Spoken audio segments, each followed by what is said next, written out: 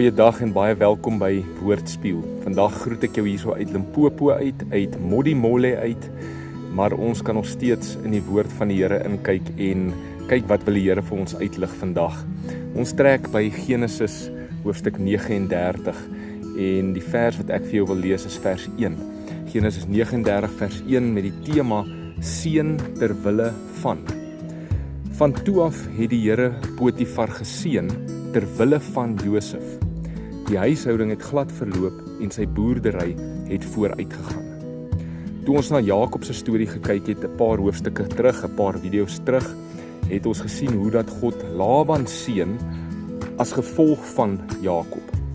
Vandag draai ons dit so 'n bietjie om en ons sien hoe God Josef se omstandighede seën ter wille van Josef, sodat dit met Josef goed sal gaan. God was met Josef gewees.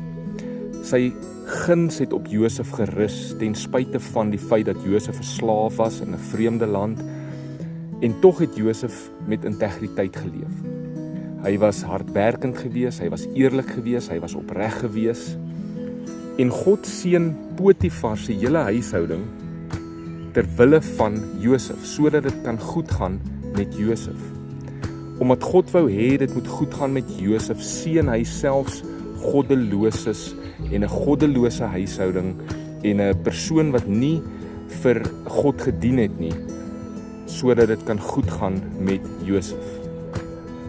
Ek glo God wil my seën.